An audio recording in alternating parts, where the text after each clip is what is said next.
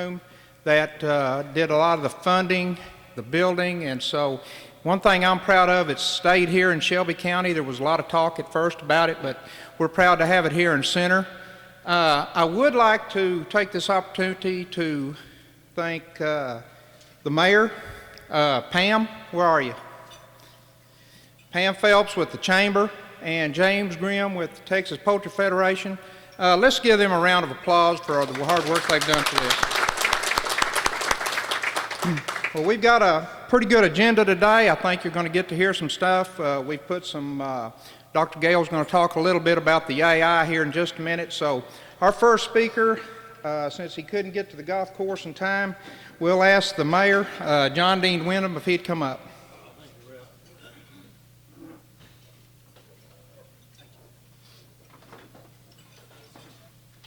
The way I play golf, it's more like a battle zone when I get out there, but thank you, Ralph. I want to welcome everyone to Center. So glad you folks could come today. I wish the sun was shining. It's a little bit prettier outside, but it's not, and we're here, so let's have a big time of what we got.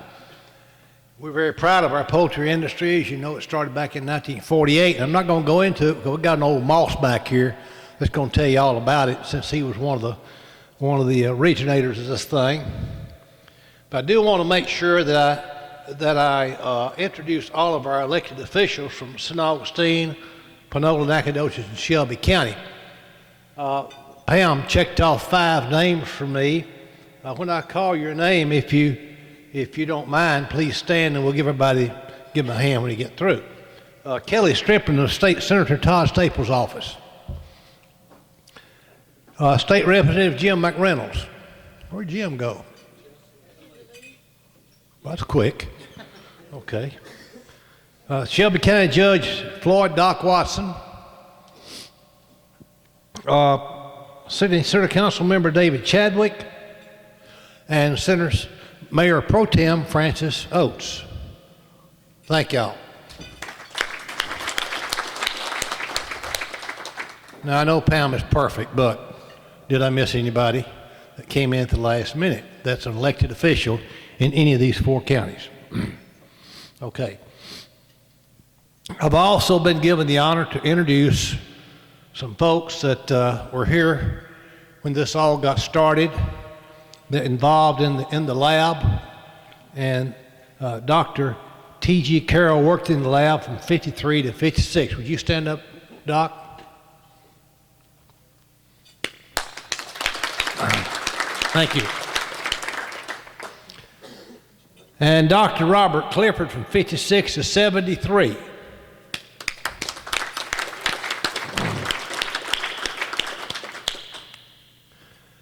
And like Ralph, I want to thank Pam and her staff for doing such a good job of helping put this together for the Chamber. Once again, welcome to Center. We'll let Malcolm Weaver do all that talking about the history of the poultry industry because he's older than I am. He may be older than anybody, I'm not sure. But we're glad to have him here too. Okay, thank you. You want me to introduce the next person? Doctor, who'd I?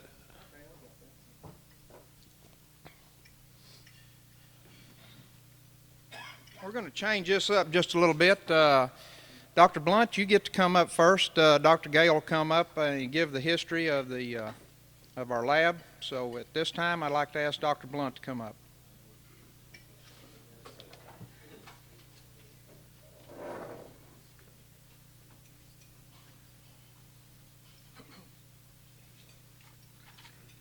Well, I didn't realize that I was going to be talking today till yesterday afternoon about 3 o'clock, and Lev said, they've got me down for this history. Said, Tom, can't you do that? And I said, well, I reckon I can.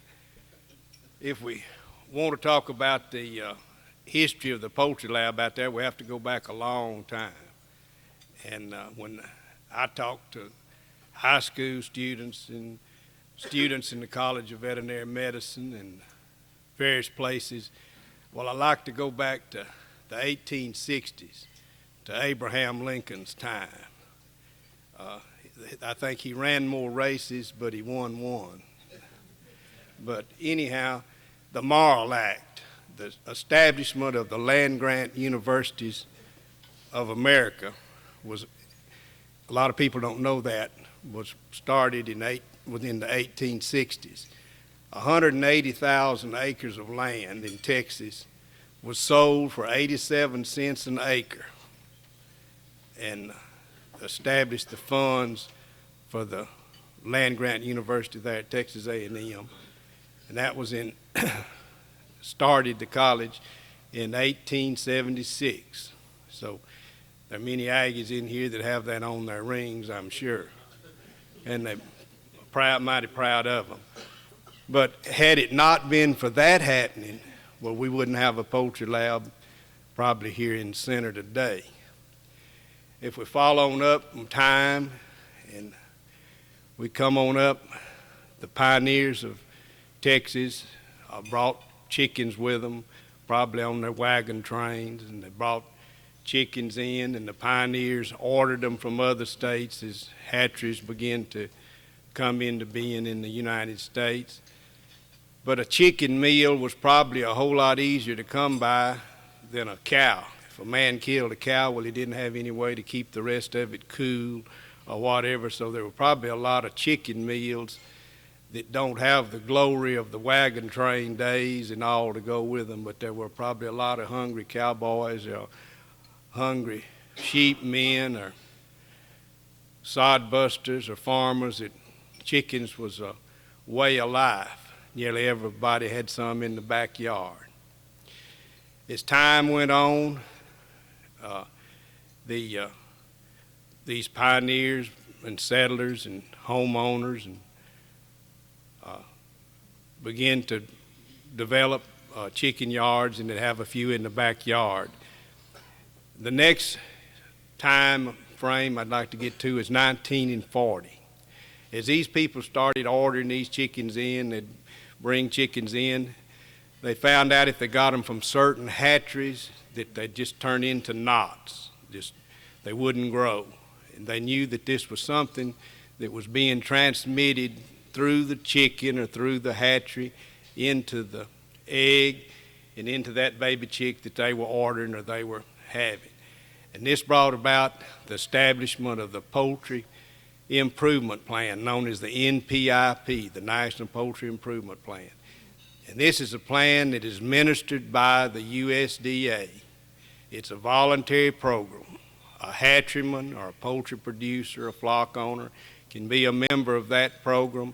Again, it's a voluntary basis. And he can ship his poultry anywhere in the continental United States or anywhere, in fact, internationally, with the right forms filled out by the right people that he is participating in those programs. It was that one disease, and these were two diseases actually, Salmonella pylori, Salmonella gallinarum, that's known as fowl. Salmonella pylori is pylori disease, and gallinarum is fowl typhoid. And this was in 1940 when this plan was written. Well, the poultry industry started coming to Texas in the early 40s and down on the way between Houston and San Antonio in that Gonzales County area, Weimar and Schulenburg and all through there. And they were beginning to have poultry houses to develop in that area.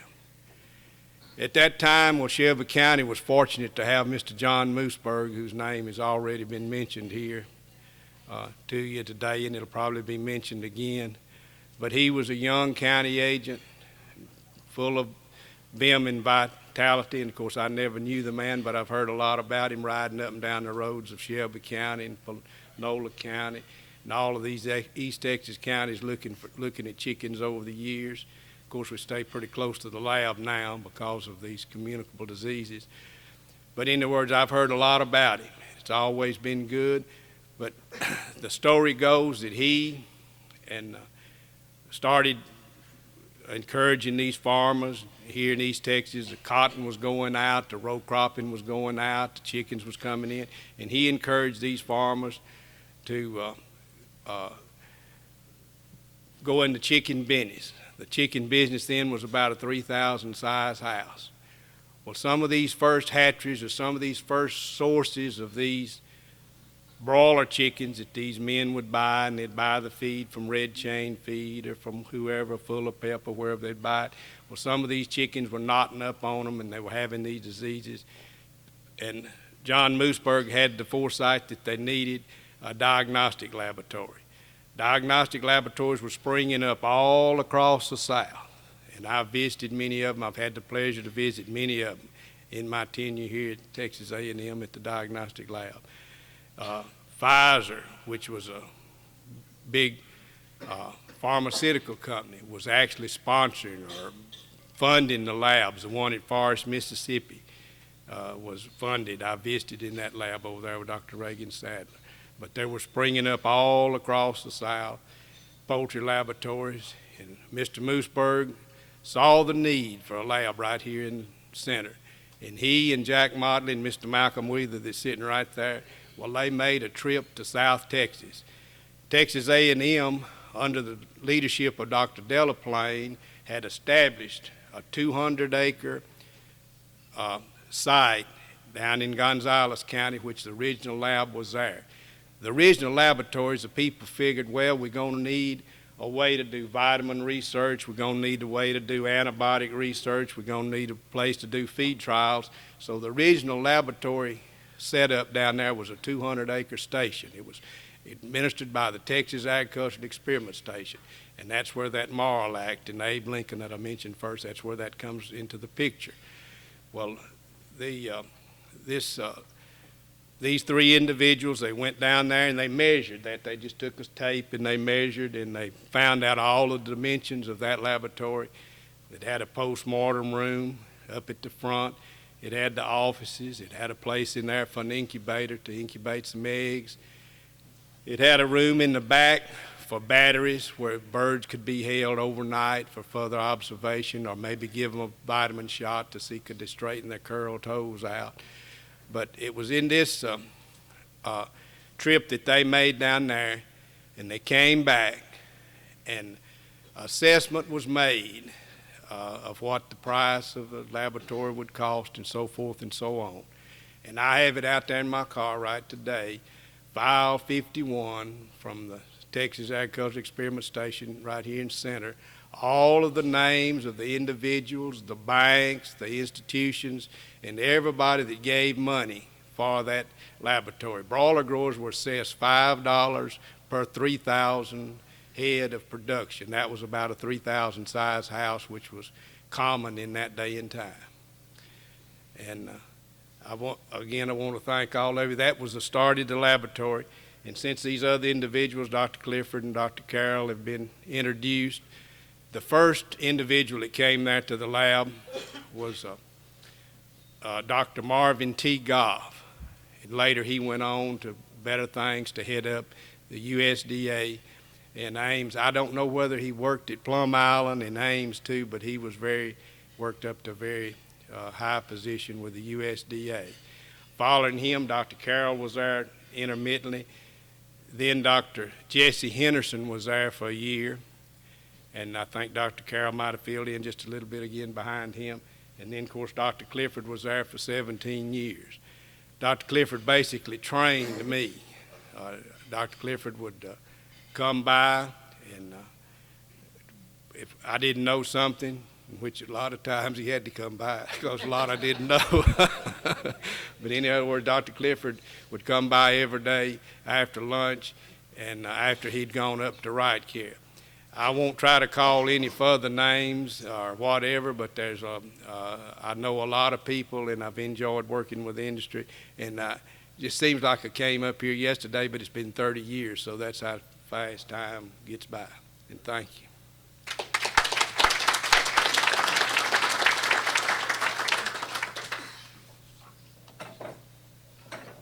Thank you, Dr. Blunt. At this time, I'd like to ask Dr. Gale. Dr. Gale is over all the diagnostic labs in the state of Texas in conjunction with Texas A&M, and he's going to talk about a subject that couldn't have been timed any better for this grand opening for this lab here in center for the new lab we've got here, and something that's really taken hold this last couple of days, and so everyone, Please, Dr. Gale. I don't guess that'll drop. I'm gonna have to stand on a bucket. Just pull it down. All right. Thanks, Ralph. I appreciate all of you coming today, and certainly to the chamber and the city and the county and the Texas Poultry Federation for sponsoring this event. There's been some questions, obviously, about the avian influenza outbreak in Gonzales County. I'll be glad to share with you what I know about it at this time. It seems to be a pretty moving target, not moving in that it's spreading, but moving in what's happening down there.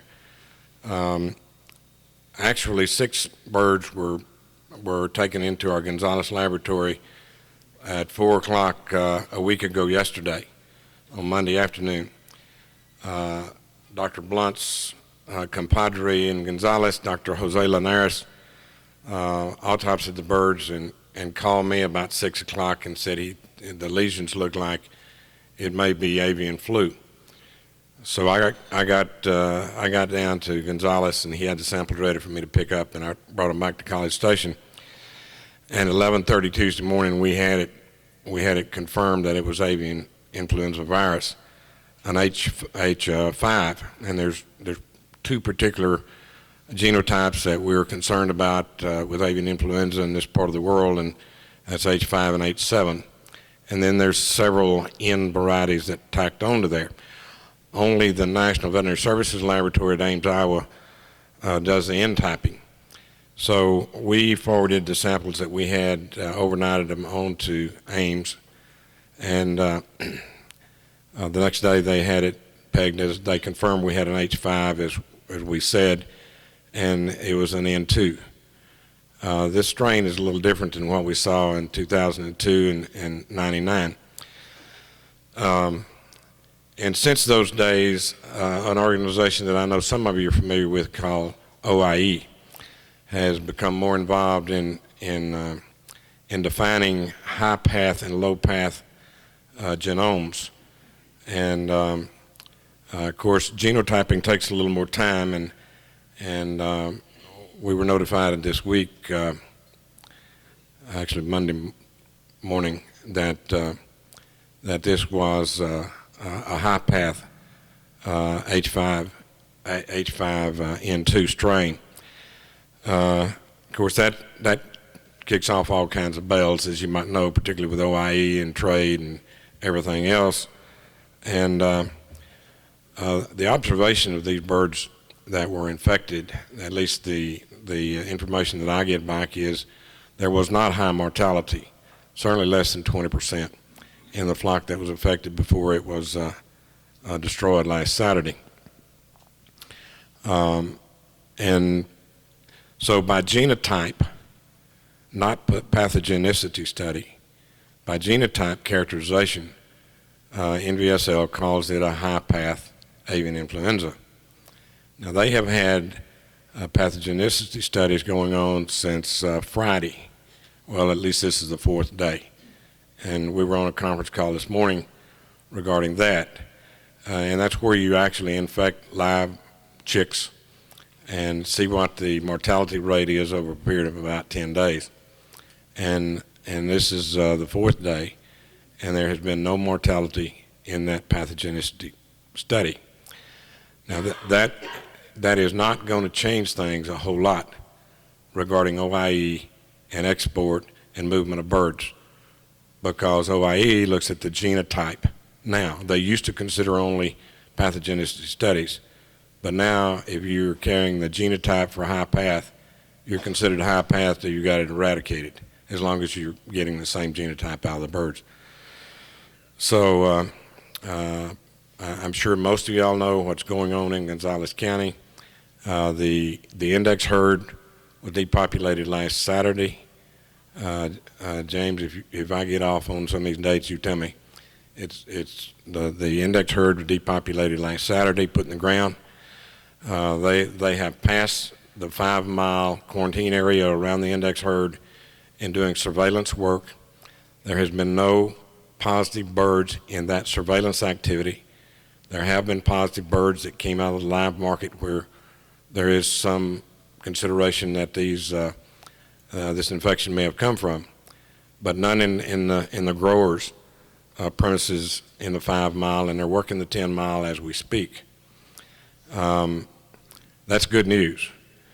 The concern is that there's a foci of H5N2 somewhere out there. I mean, this just didn't hop out of a pine tree and start infecting chickens.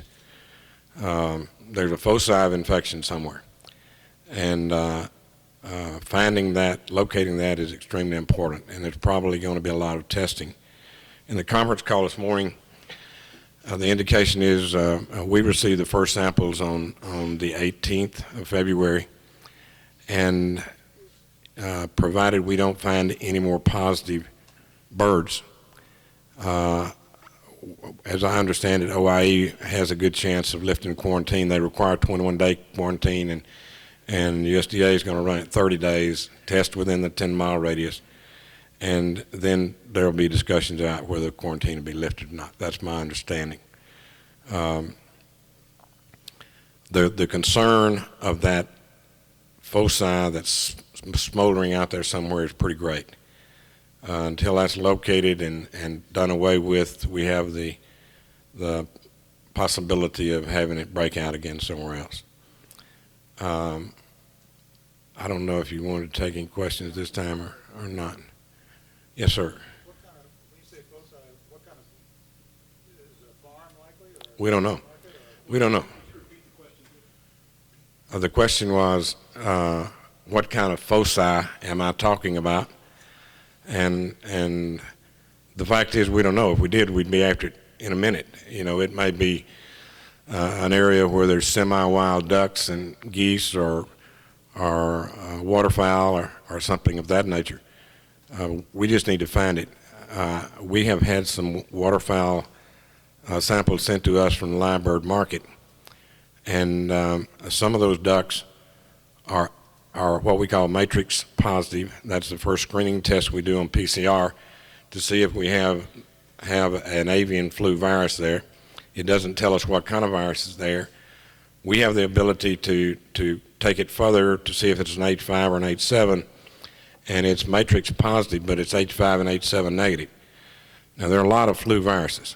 That doesn't surprise us a lot, but it's been sent to NVSL to see if they can characterize that one.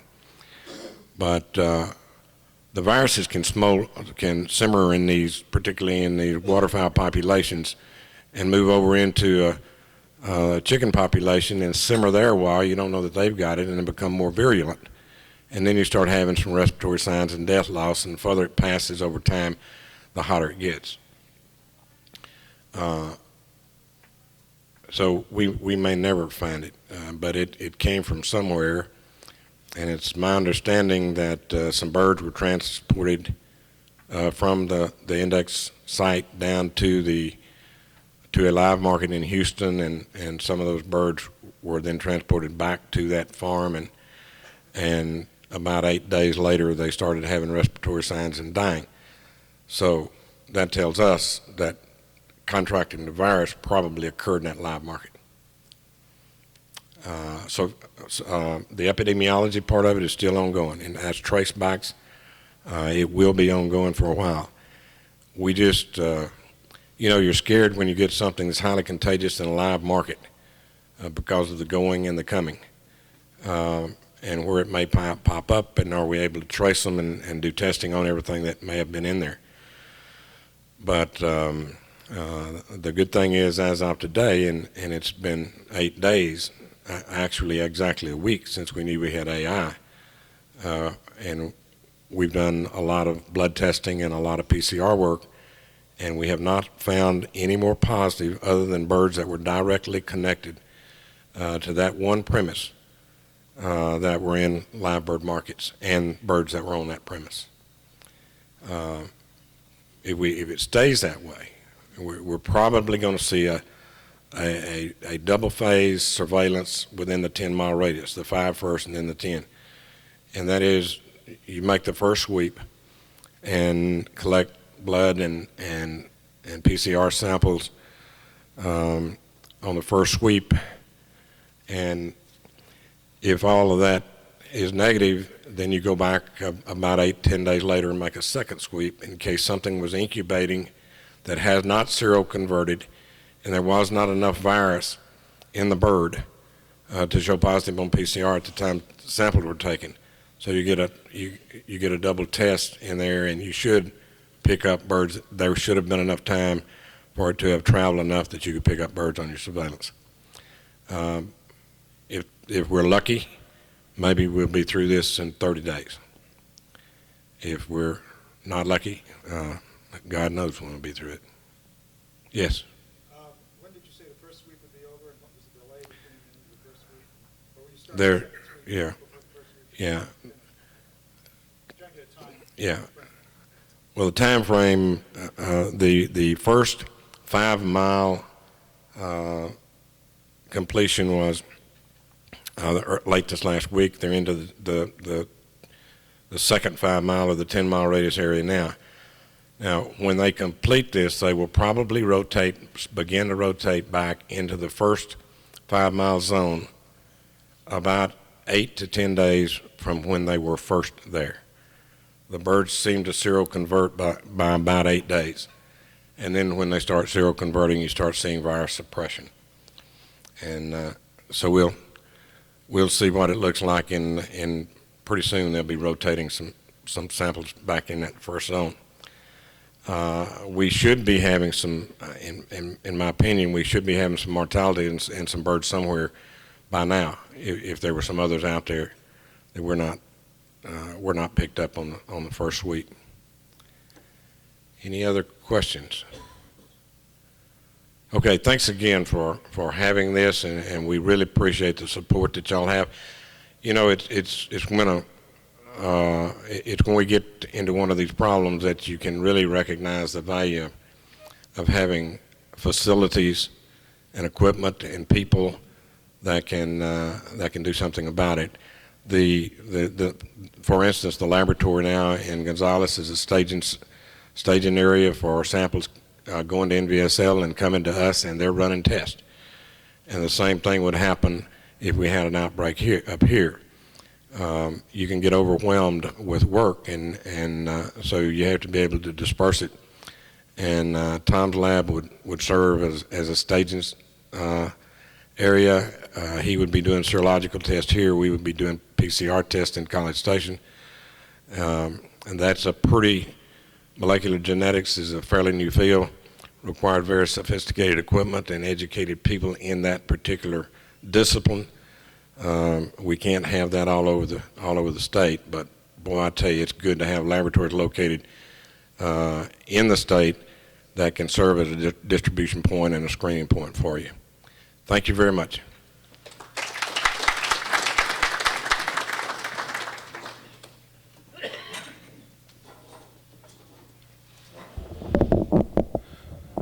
Thank you, Ralph, for allowing me to introduce this next speaker. I've been knowing this man since I was a child, and that's been a long time ago, 'cause we grew up in the same church together. And I'm not going to steal any of your thunder, Malcolm, but if I think things are going along pretty good, Malcolm will call me and say, come over to my office, I'll talk to you. He's on top of everything. He said, look what Nacogdoches is doing. I want y'all to do something about that right now. I said, yes, sir. He hasn't given up. He's still got that fire in him. And that's the way it was with a lot of our Shelby County natives that started this broiler business. And Mr. Mooseberg, you're going to talk about him, but not enough can be said about him, I don't think. Because I knew him real well. His son and I were same class in high school. Went to A&M together, the same outfit in the Corps. Best man in my wedding, so I knew the Mooseberg family well. And Mr. Mooseberg put almost every dime he made back into trying to develop this broiler business. They lived in poverty. They really did. It was pitiful the way they lived. He put everything he had into it, and I don't think his name should be forgotten. That's why we do the Mooseberg Award at the Poultry Festival each year, so people will find out who he is and remember who he was. But without taking any more of your thunder, Malcolm, I want to introduce somebody here that was one of the original 3 people who went down to Gonzales, came back and talked to the guy in the building, the chicken house, and that's how it all got started. Malcolm Weaver.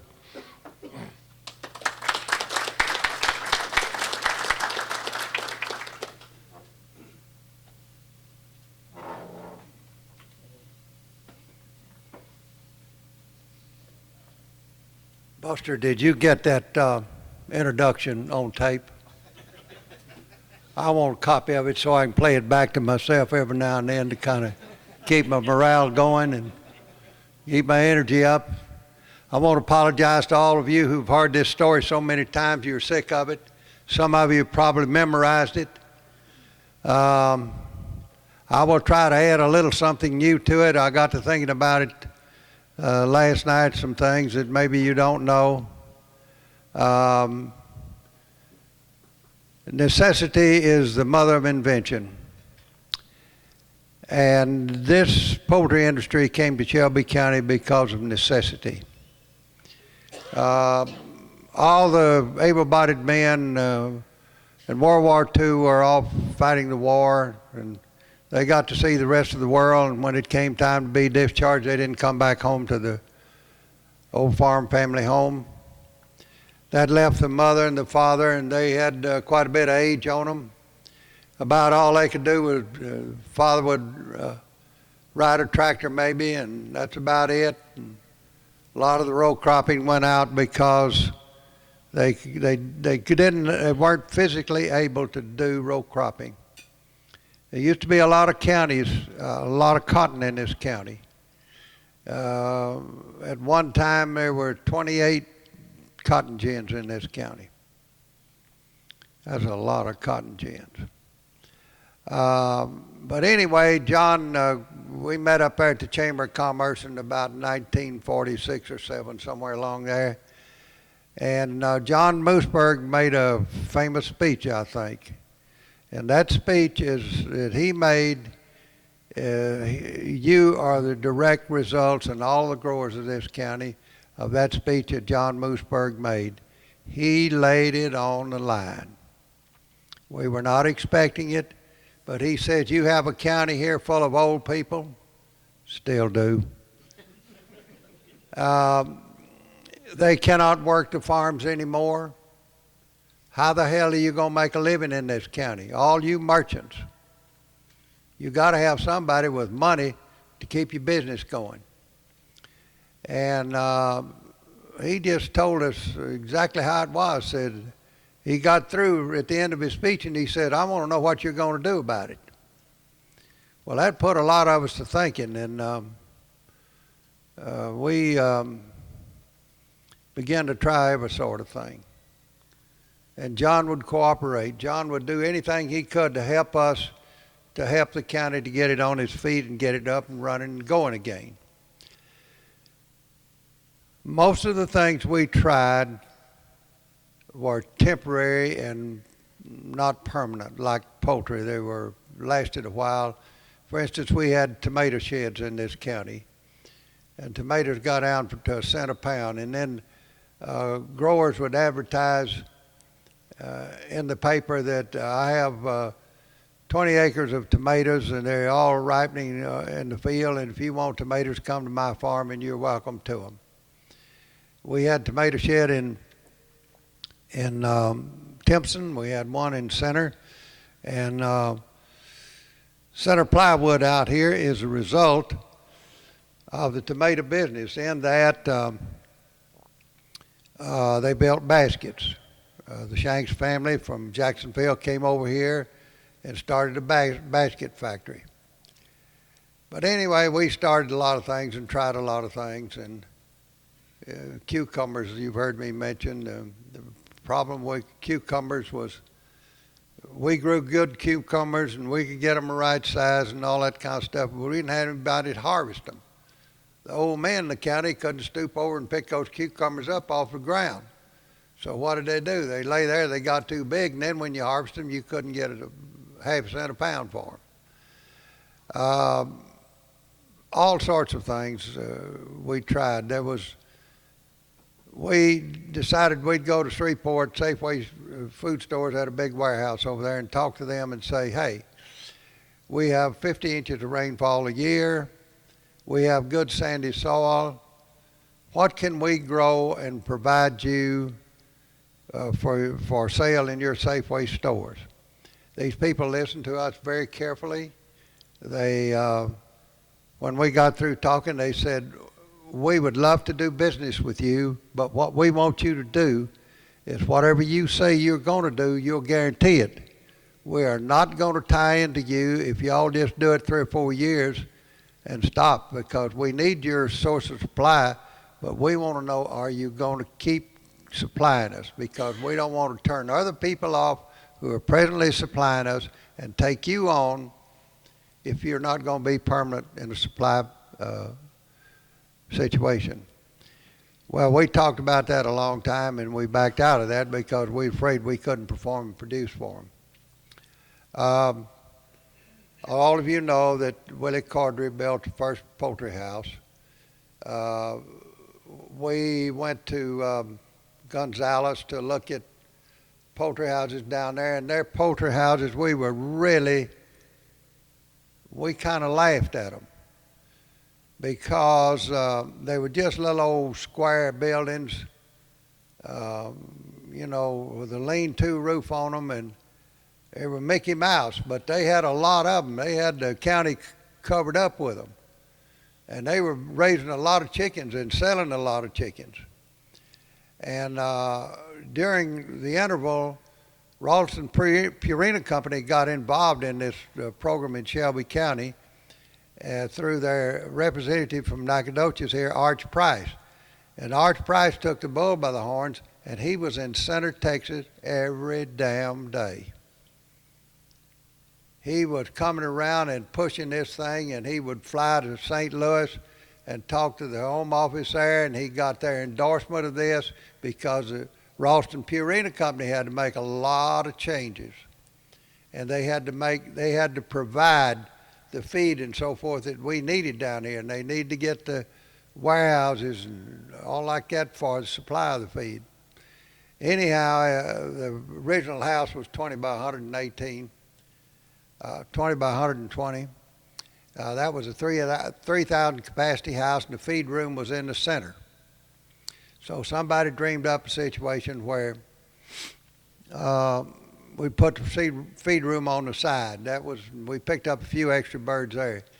And then after a few years, it developed that we needed bigger houses. Our biggest competitor were the state of Georgia and the state of Arkansas. They set the price. They priced the birds by the day on the radio, and everybody heard it, and it went on national radio. Well, here we were sitting over here, and we were doing something wrong because we couldn't raise our birds and compete with those prices. And so as a result, bigger houses came about, and it cut down the unit cost of the bird and got us back in the running. And then a man named Tom Foster, who had the radio station here, decided that to hell with Arkansas and Georgia, let's have our own East Texas market. So Tom Foster put in a market in Center, Texas that broadcast on the radio every day. And we were competing with Georgia and Arkansas and did a good job of it. The Ralston Purina Company did everything they could to make this work. The president of that company came to Center, Texas, spent a weekend here and looked at all the poultry houses and talked to everybody. We had a big barbecue for him down at Martin Middleton's lake house. Nice guy. He just fell in love with East Texas, and we got, you know, nearly anything we wanted from Ralston Purina Company. Well, it got bigger. It got beyond Ralston Purina Company, and other places began to filter in.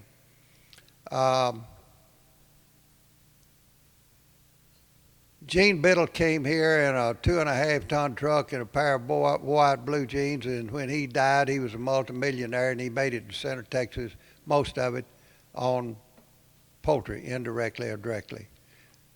Roy Harrod did the same thing. He was a hatcherman. Incidentally, the first hatchery in Shelby County was McKee's hatchery down on McKee Street in East Center, long before the hatchery that Joe Fechtel put in. Finally, Joe Fechtel put in a big hatchery here, and he staffed it with Japanese people. And the responsibility of these Japanese people was to sex the baby chickens. Well, you can imagine around the coffee shops of Center, Texas, the jokes and the things that's going on about sexing baby chickens. And some old boy said, why the hell couldn't we sex them? And somebody spoke up and said, your hands are too damn big. Anyhow, that was the first hatchery Joe Fechtel put in. And then eventually Joe Fechtel put in the poultry processing plant down here that Tyson has now. The grand opening of that was here in Center, and we built a big stage out in front. We had the governor of Texas here to dedicate that and open it up, Alan Shivers, and we had a big candy pulling and whoop-de-doo about that, and it went off great. Incidentally, while all this was going on, this news was spreading to all the surrounding counties and across into Louisiana.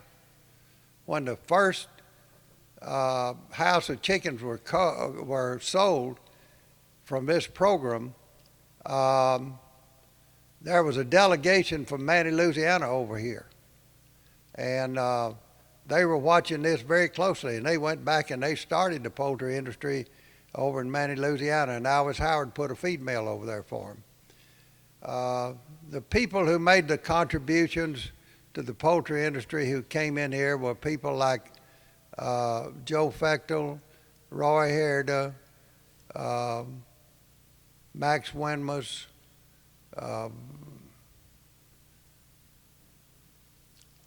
well, we'll say there are a lot of people that got involved in the construction of these houses. When they were coming back on that trip from Gonzales, Jack Motley was one of them, and everybody sitting in the car was in the octa, Jack Motley up to the ears, and somebody said, Jack, where's the money coming from? And there was a long silence in the car. He said, I'll make the money available. Well, that everybody sighed relief in, because you had to have money to finance a feed out operation. You had to have the feed dealer. You had to have money to get the buildings built, and it just took a lot of money. And I want y'all to understand and realize that this industry was started by people that were not growers. They were business people. Some of the smartest people in the county got involved in this thing, and they built an industry here which today is bringing into this county in excess of $150 million a year. That's the equivalent of a damn good oil field. It is amazing what it has done for this county. You look around over the county, you see nice new country homes, and it's just very refreshing. And it's indirectly or directly, those homes are basically because of the poultry industry. Poultry has done a great job for the income and the standard of living of people of Shelby County. And the good thing about it, it got it in the hands, it got the money in the hands of the growers, who are the people out there doing the work and all that kind of stuff. The man who built the first multi-housing poultry house operation was Charles Robinson, and Charles Robinson is still living today. Jerry, are you here? Jerry's dead. It spread like wildfire because all the surrounding counties and all the parishes over in western Louisiana were suffering from the same problems we were, the same necessities, the same everything. And the poultry industry has done a great thing for a lot of people in Shelby County. I will stop now because I've said too much, but if you have a question, I will try to answer it. That means I should sit out.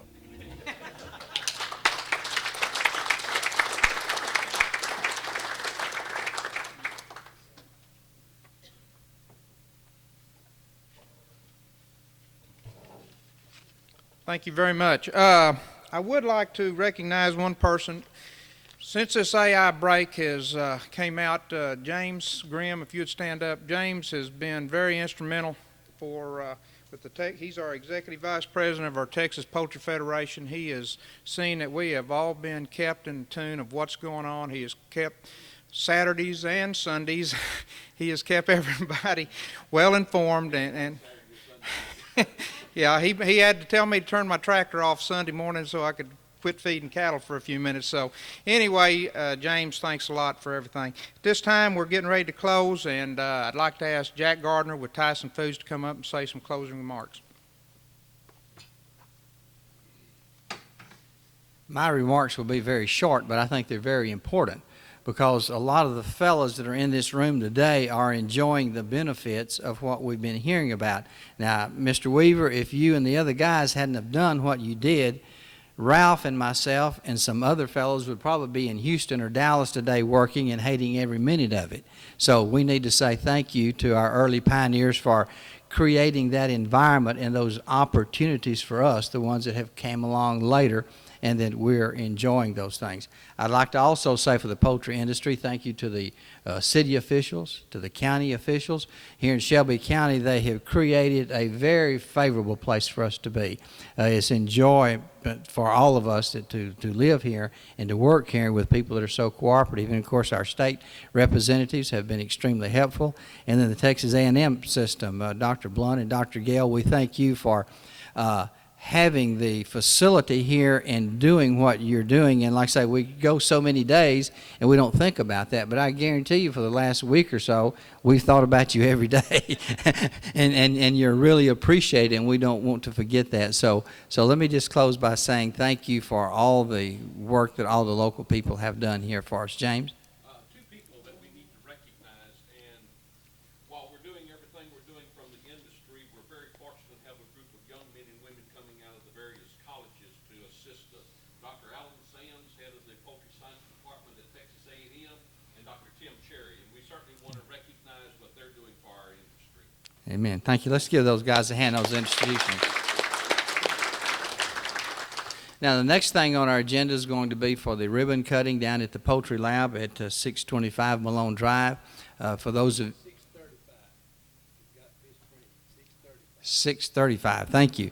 It's 635 Malone Drive. If you can come down and attend the ribbon cutting and view the lab, we would certainly appreciate you being there. And one last thank you to Pam Phelps.